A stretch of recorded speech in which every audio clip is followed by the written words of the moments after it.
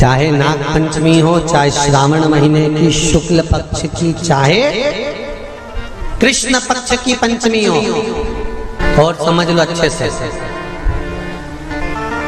श्रावण महीने की पंचमी के दिन देवाधिदेव महादेव पर चढ़ाई गई शमी पत्र आस्तिक मुनि का नाम लेकर, कौन से मुनि?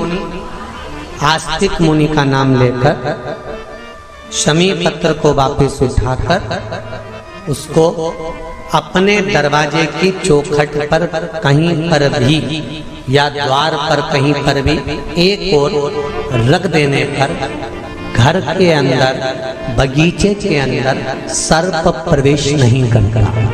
ध्यान रखिए, सर्प प्रवेश नहीं करेगा।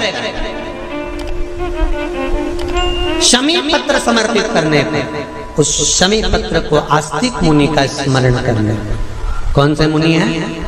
आस्तिक मुनि का स्मरण करने पर भीतर घर के अंदर बगीचे में सर्प भी प्रवेश नहीं। उस शमी पत्र में जया, विषहरा, शामली वारी, दौतली और देव, ये पांचों कन्याओं का भाव प्रकट हो जाता है और वो कन्याएं हमारे घर के द्वार की रक्षा करती हैं। तुम्हारे घर की बहन बेटी क्या करती है?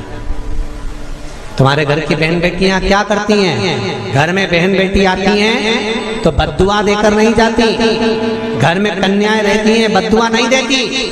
घर की बेटियां जब दरवाजा छोड़कर शादी कर वाले दिन, विदाई के दिन अगर जाती भी हैं तो बेटियां हाथ में धान भरकर फेंक कर जाती हैं कि मेरा मायका खूब फले फूले, आगे बढ़े। छापे लगाकर चली जाती हैं कि हमने हमारी जीवन की सारी दौलत, जीवन का सारा सुख अपने मायके में दे दिया है। वो बेटियां होती हैं। तो जया,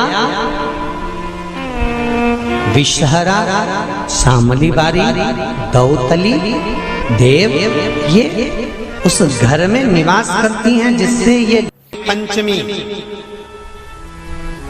कौन सी तिथि? पंचमी, चाहे वो शुक्ल पक्ष की हो, चाहे वो कृष्ण पक्ष की। श्रावण महीने की पंचमी के दिन शंकर भगवान पर जिस परिवार के व्यक्ति का कांवड़ जल हमने बताया है आपको, जरूरी नहीं है कि डंडा बांधकर 2 कावड़ के जल के लोटे लेकर जाओ, आप अपने हाथ में भी 2 पात्र लेकर जा सकते हैं।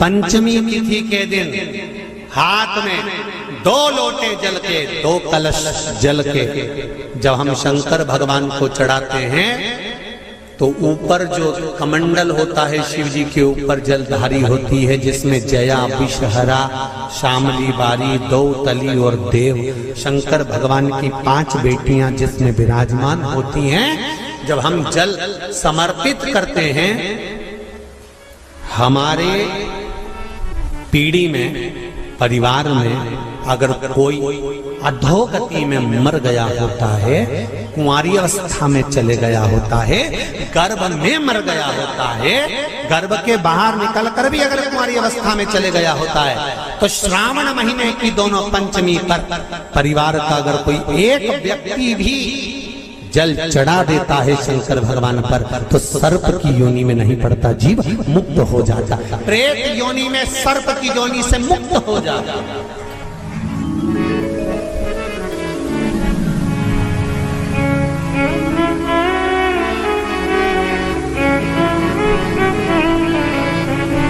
महाराज,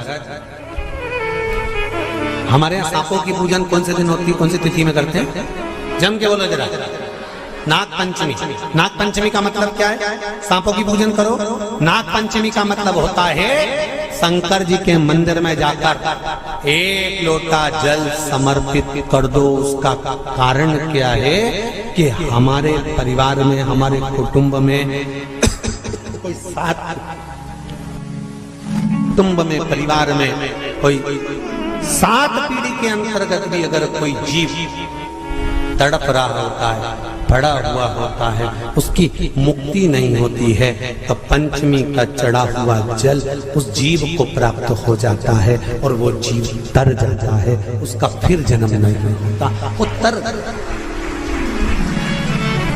इसको मुक्तता कहता है, इसको मोक्ष कहता है।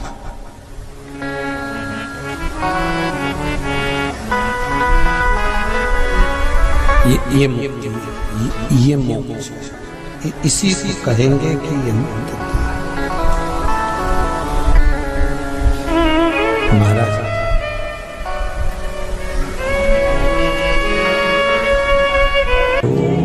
चाहे नाग पंचमी हो, चाहे श्रावण महीने की शुक्ल पक्ष की, चाहे कृष्ण पक्ष की पंचमी हो, और समझ लो अच्छे से,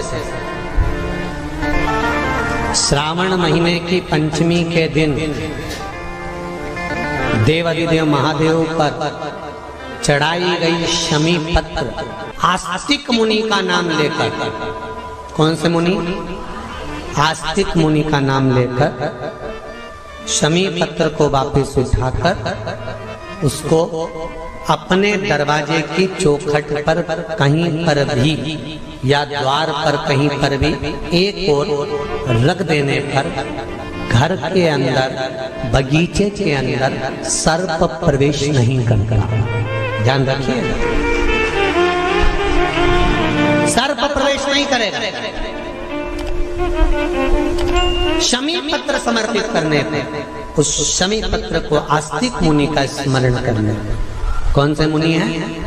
आस्तिक मुनि का स्मरण करने पर भीतर घर के अंदर बगीचे में सर्प भी प्रवेश नहीं। उस शमी पत्र में जया, विषहरा, शामली वारी, दौतली और देव, ये पांचों कन्याओं का भाव प्रकट हो जाता है और वो कन्याएं हमारे घर के द्वार की रक्षा करती हैं। तुम्हारे घर की बहन बेटी क्या करती है?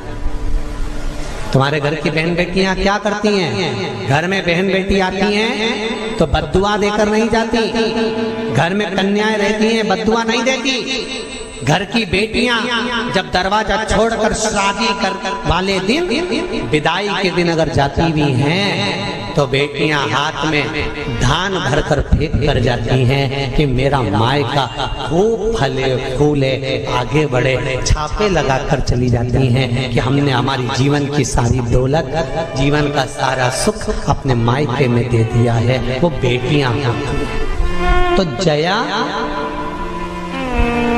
विषहरा, शामली बारी, दौतली, देव, ये उस घर में निवास करती हैं जिससे भगवान की जिंदगी किसने संवारी?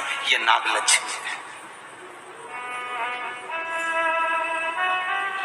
वासुकी नाग बड़े, शेषनाग छोटे, और शेषनाग की जिंदगी अगर कोई संवारने वाली है तो ये नागलक्ष्मी।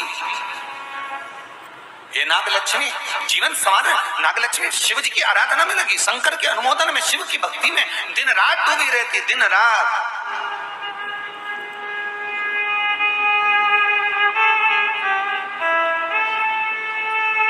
कितना सुंदर संवाद है। पान की बेल में, पान जानते हो? तांबुल, जो खाने वाला पान होता है। पान की बेल में चारों तरफ से बेल लगाकर नागलक्ष्मी उसमें बैठ कर शिव की आराधना करती थी। इसलिए आज भी शास्त्र के हिसाब से देखा जाए तो सबसे ज्यादा सांप, सबसे ज्यादा सर्प, सबसे ज्यादा नाग नागिन, सबसे ज्यादा सर्प अगर कहीं रहते हैं तो जहां पान की खेती होती है, जहां पर तांबुल उत्पन्न होता है, जहां पान की बेल होती है, सबसे ज्यादा सांप वहीं पर पाए जाते हैं। सबसे ज्यादा सांप वहीं पर जाते हैं। और जो पान उतारने वाले रहते हैं, पान तोड़ने वाले रहते हैं, पान बेचने वाले रहते हैं, जिनको हमारे यहाँ सहज भाषा में चौरसिया कहते हैं, इनका एक विधान रहता है कि सांप पान के उस बेल में चारों तरफ रमे रहते हैं। पान की बेल में सांप के बच्चे चारों तरफ भ्रमण करते रहते हैं। और ये चौरसिया पान उतारने वाला, बेल में से पान तोड़ने वाला, सांप के बच्चों को उठाकर, सांप को उठाकर उधर रख देता है और पत्ते तोड़ लेता है, पत्ते तोड़ लेता। उसको सर्प नहीं डसते। क्यों? क्योंकि यहाँ पर वर है इन चौरसियाओं को। कई चौरसिया लोग सोचे होंगे कि हम नाग की पूजन करते हैं, हम सर्प की पूजन करते हैं, नाग पंचमी पे हम सर्प का स्मरण करते हैं, हमारे कुल देवता के रूप में हम सर्प पूजते हैं। पर कभी चौरसिया ने विचार करा कि आखिर तुम्हें कौन सा वर प्राप्त हुआ कि तुम्हें सर्प नहीं डसेगा? तुम्हें कौन सा वर प्राप्त हुआ कि सांप तुम्हें नहीं काटेगा? पान उतारते समय, पान तोड़ते समय, पान को ले जाते समय सर्प तुम्हें डस नहीं करेगा। क्योंकि जिस समय पर नाग लक्ष्मी भगवान शिव की आराधना करती है पान की बेल के पास में, उस समय पर एक सहज भाव में, एक ग्रामीण, एक सहजता उस नागिन को आते हुए देखता था, नाग लक्ष्मी को आते हुए देखता था। जो नागिन कभी तो सुंदर स्त्री का रूप, लक्ष्मी जैसा रूप बना लेती है, और कभी नाग का रूप बना लेती है। बड़ा विचित्र उसको लगता था। और वो एकांत में बैठा, इसने आकर देखा कि नाग लक्ष्मी सेवा में लीन रहती, किसी जीव को वहां आने नहीं देता।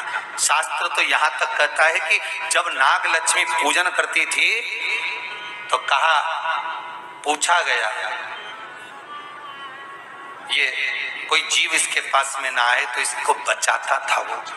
एक दिन नाग लक्ष्मी जब बड़ी हो गई, देख लिया उसने इस ग्रामीण को, इस मानव को जब देखा जो चारों तरफ से किसी ना किसी रूप में नाग लक्ष्मी को रसला कर देता है, प्रदान करता रहता है, कुछ ना कुछ तत्व देता रहता है। कितना सुंदर संवाद है महाराज जी। नाग लक्ष्मी जब पूजन करने शंकर जी की बैठती थी तो ये जो हमारे हिंदू धर्म में एक ऐसा भाव कहते हैं, शंकर जी के अभिषेक में गन्ने का रस, अनार का रस, मौसम्बी का रस, ये जो अभिषेक कराते हैं ना ब्राह्मण जन, तो ये कहते हैं ये रस चढ़ाइए, इस रस से भगवान का अभिषेक करना है, गन्ने का रस से, इस रस से शिव का अभिषेक करना।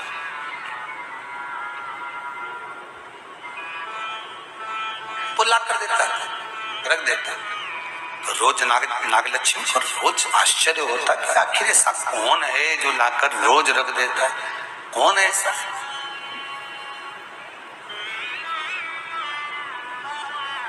कौन हंसी? आज नागलक्ष्मी ने उस जीव को देख लिया, उस मनुष्य को देख लिया, तो चारों ओर से मेरी रक्षा करता,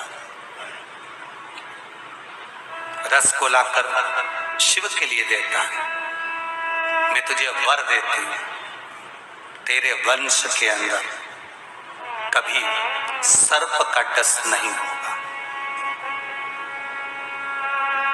तूने मेरी सेवा करी, शिव तुझे फल प्रदान करेंगे। और चारों ओर से रक्षा कर कर रस ला कर देता था, इसलिए उसका नाम का संबोधन में भी चौरसिया जोड़ा गया। चौरसिया, चारों ओर से चौकसी कर कर जो रस ला कर प्रदान कर दो, उसके नाम में भी संबोधन है। Please like, share and subscribe channel.